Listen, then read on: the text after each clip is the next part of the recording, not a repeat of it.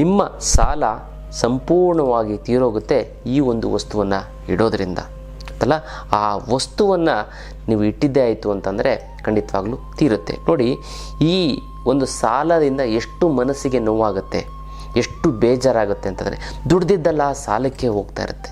ಅದಕ್ಕೋಸ್ಕರ ಒಂದು ಸಣ್ಣ ಕ್ರಮವನ್ನು ಅನುಸರಿಸೋದ್ರಿಂದ, ಒಂದು ಜಾಗದಲ್ಲಿರುವಂಥ ವಸ್ತುವನ್ನು ಶಿಸ್ತಿನ ಪಾಲನೆ ಮಾಡಿ ನಾವು ಒಂದು ಕಡೆ ಇಡೋದ್ರಿಂದ, ಆ ಒಂದು ವಸ್ತುವನ್ನು ಒಂದು ಜಾಗದಲ್ಲಿ ಇಡೋದ್ರಿಂದ ನಮಗೆ ಸಾಲ ತೀರುತ್ತೆ ಅಂತಂದರೆ ಎಷ್ಟು ಸಂತೋಷ ಅಲ್ವಾ.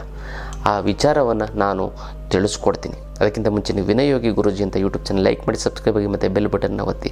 ಫೇಸ್ಬುಕ್ಕಿಂದ ಇನ್ಸ್ಟಾಗ್ರಾಮಲ್ಲೂ ಕೂಡ ಲೈಕ್ ಮಾಡಿ, ಶೇರ್ ಮಾಡಿ ಮತ್ತು ಫಾಲೋವನ್ನು ಮಾಡ್ಕೊಳ್ಳಿ.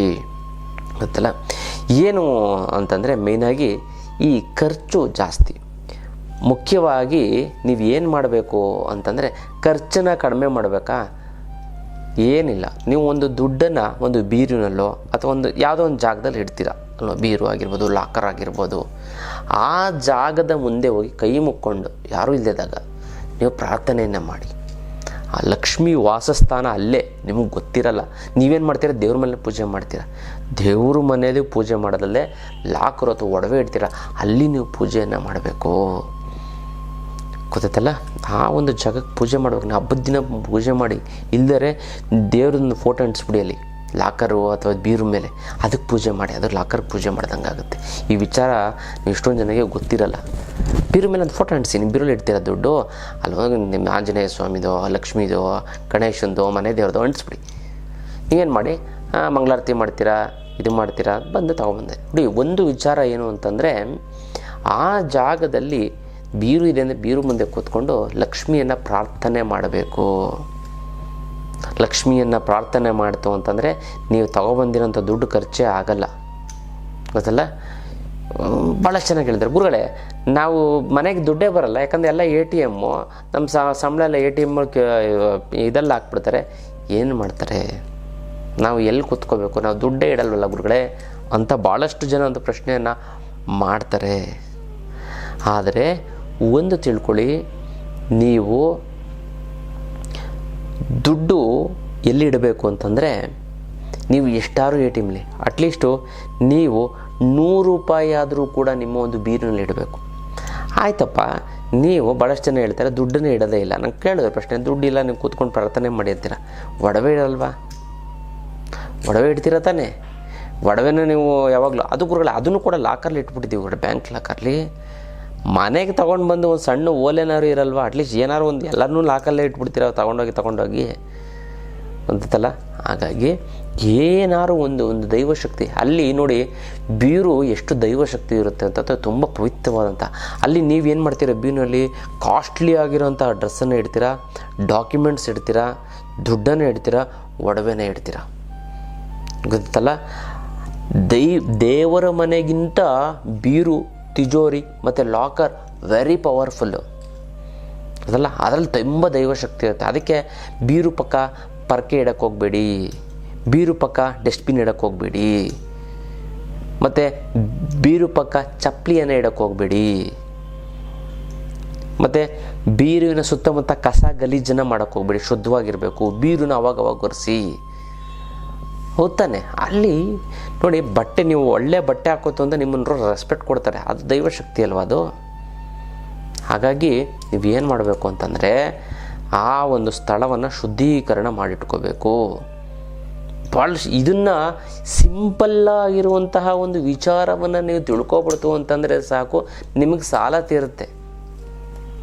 ಗೊತ್ತಲ್ಲ, ಜೊತೆ ನಮ್ಮ ಪವರ್ಫುಲ್ಲಾಗಿರೋಂಥ ಅಷ್ಟಲಕ್ಷ್ಮಿ ಯಂತ್ರ ಇದೆಯಲ್ಲ, ಅದು ಅಂತ ಇದು ಅಂತಂದರೆ, ನೀವು ಮನೇಲಿ ಬೀರುನೆಲ್ಲಾರು ಇಡಿ, ದೇವ್ರ ಮನೆಲ್ಲಾರು ಇಡಿ, ನಿಮ್ಮ ಸಾಲ ಹಂಗೆ ಮಂಜಂತೆ ಕರ್ಗೋಗ್ಬಿಡ್ತದೆ. ಗೊತ್ತಲ್ಲ, ವೆರಿ ಪವರ್ಫುಲ್ಲು. ತುಂಬ 10-15 ವರ್ಷದಿಂದ ಕೊಟ್ಟಿದ್ದೀನಿ. ಕರ್ಮ ಕಳೆದಿದ್ರೆ ಮಾತ್ರ ಎಲ್ಲ ತಗೊಳಕ್ಕಾಗ್ತದೆ, ಎಲ್ರಿಗೂ ಅಷ್ಟು ಸುಲಭವಾಗಿ ಸಿಗೋದಿಲ್ಲ. ಹಾಗಾಗಿ ಒಂದು ಅದ್ಭುತವಾದಂತಹ ಒಂದು ಇದನ್ನು ತಗೊಳ್ಳಿ. ಮತ್ತು ಈ ಒಂದು ಏನು ಅಂತಂದರೆ, ಭಾಳಷ್ಟು ಜನ ಒಂದು ಮಿಸ್ಟೇಕನ್ನು ಏನು ಮಾಡ್ತಾರೆ ಅಂತಂದರೆ, ಈ ಸಾಲ ಅನ್ನೋದು ಕರ್ಮದಿಂದ ಆಗುತ್ತೆ. ಫಸ್ಟು ಕರ್ಮವನ್ನು ಕಳ್ಕೋಬೇಕು. ಕರ್ಮವನ್ನು ಕಳ್ಕೊಳ್ಳೋದಕ್ಕೋಸ್ಕರ ನೀವು ಮಂತ್ರವನ್ನು ಹೇಳಿ. ಆ ಒಂದು ಮಂತ್ರವನ್ನು ಹೇಳಿದೆ ಅಥವಾ ಕರ್ಮ ಕಡಿಮೆ ಆಗುತ್ತೆ. ಆಟೋಮೆಟಿಕ್ಕಾಗಿ ನಿಮ್ಗೆ ಯಾವುದೋ ರೀತಿ ದುಡ್ಡು ಸಂಪಾದನೆ ಮಾಡ್ತೀರಾ. ದುಡ್ಡು ಸಂಪಾದನೆ ಬೇಗ ಸಾಲ ತೀರೋಗ್ಬಿಡುತ್ತೆ. ಸಾಲ ತೀರೋಕ್ಕೆ ಮೊದಲನೇ ಆಪ್ಷನ್ ಏನು ಅಂತಂದರೆ ನಮ್ಮ ಅಷ್ಟಲಕ್ಷ್ಮಿ ಅಂತಾರೆ. ಎರಡನೇ ಆಪ್ಷನ್ ಏನು ಅಂತಂದರೆ ಬೀರುವಿನ ಶುದ್ಧವಾಗಿ ಇಟ್ಕೊಳ್ಳೋವಂಥದ್ದು. ಬೀರು ಮತ್ತು ಬೀರು ಒಳಗಡೆ ಇರೋಂಥ ಮತ್ತು ದೇವ್ರ ಮೇಲೆ ಒಂದು ಫೋಟೋ ಇಟ್ಕೊಂಡು ಅದಕ್ಕೆ ಪೂಜೆ ಮಾಡುವಂಥ ಒಂದು ಅದ್ಭುತವಾದಂಥ ಒಂದು ವಿಧಾನ. ಇಷ್ಟನ್ನು ಅನಿಸಿದ್ರೆ ಮತ್ತು ಗಲೀಜು ಇಡಬಾರ್ದು. ಇದನ್ನೇ ಅದು ಅಲ್ಲಿ ಕಸದ ಬುಟ್ಟಿ ಮತ್ತು ಯಾವುದೇ ರೀತಿಯಾದಂಥ ಒಂದು ಚಪ್ಪಲಿ ಆಗಿರ್ಬೋದು ಮನೆ ಒಳಗಡೆ ಹಾಕ್ಕೊಡ್ತಾರೆ. ಗುರುಗಡೆ ಚಪ್ಪಲಿ ಬಿಡೋಲ್ಲ, ಗುರುಗಳೇ ಬೆಡ್ರೂಮೆಲ್ಲ ಚಪ್ಪಲಿ ಥರ ಏನು ಗುರುಗಳೇ ನೀವು ಅಂದ್ಬಿಡ್ತಾರೆ. ಇಲ್ಲ, ನೀವು ಭಾಳಷ್ಟು ಜನ ಏನು ಮಾಡ್ತಾರೆ, ಚಪ್ಪಲಿನ ಅಂದರೆ ಸ್ಮೂತ್ ಕೆಲವರು ಕೆಲವು ಗ್ರಾನೈಟ್ ಹಾಕ್ಸ್ಬಿಟ್ಟಿರ್ತಾರೆ, ಕೆಲವರು ಈ ಮಾರ್ಬಲ್ ಹಾಕ್ಸ್ಬಿಟ್ಟಿರ್ತಾರೆ, ಕಾಲೆಲ್ಲ ಕುಳ್ಕುಳು ಅಂತ ಇರ್ತದೆ. ಕೆಲವೊಂದರ ಮನೆಯಲ್ಲಿ ಅವ್ರೇನು ಮಾಡ್ತಾರೆ, ಸಾಫ್ಟಾಗಿರೋ ಬಟ್ಟೆ ಥರ ಇರುವಂಥ ಒಂದು ಚಪ್ಪಲಿನ ಹಾಕೋಬೇಕು. ಅದೇನು ಇಂಗ್ಲೀಷಲ್ಲಿ ಅದೇನು ಹೆಸರಿದೆ ಅದೇನೂ ಗೊತ್ತಿಲ್ಲ.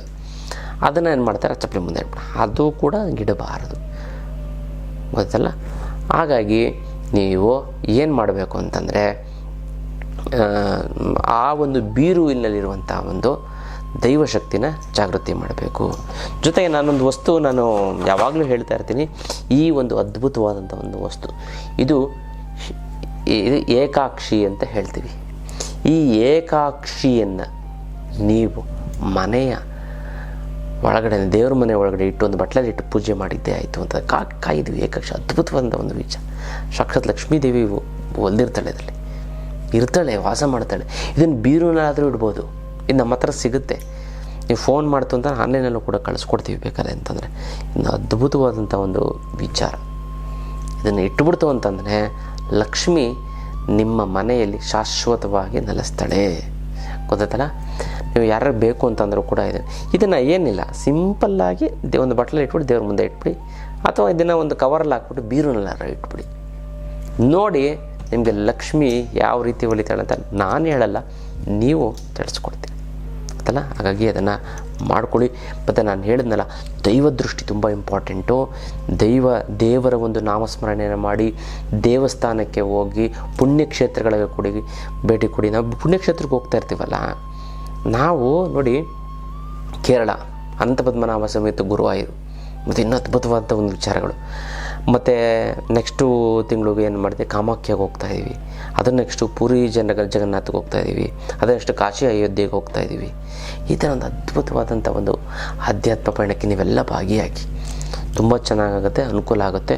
ಮತ್ತು ಈ ಸಾಲ ತೀರಬೇಕು ಅಂತಂದರೆ ಕೆಲವೊಂದಾರು ನಿಯಮಗಳನ್ನು, ಶಿಸ್ತುಗಳನ್ನು ನೀವು ಅಳವಡಿಸ್ಕೋಬೇಕು. ಸಿಂಪಲ್ಲಾಗಿರುವಂಥ 4-5 ವಿಚಾರವನ್ನು ತಿಳ್ಕೊಬಿಡ್ತು ಅಂತ ನಿಮ್ಮ ಸಾಲ ಹೆಂಗೆ ತೀರಿಸ್ಬೇಕು ಅಂತ ನಾವೆಲ್ಲ ನಂತರ ನೀವು ಬೇರೆಯವ್ರಿಗೆಲ್ಲ ಹೇಳ್ಕೊಂಡು ಬರ್ತೀರ. ನೀವು ಈ ಥರ ಸಾಲ ತೀರಿಸಿ, ನಾನು ಹಿಂಗೆ ಇಷ್ಟು ಬೇಗ ನಾನು ಸಾಲ ತೀರಿಸ್ಬಿಟ್ಟೆ, ಹಿಂಗೆ ಮಾಡಿ ಅಂತ ಬೇರೆಯವ್ರಿಗೆಲ್ಲ ಹೇಳ್ಕೊಂಡು ಅಷ್ಟು ಪವರ್ ಇರುತ್ತೆ ಗೊತ್ತಾ.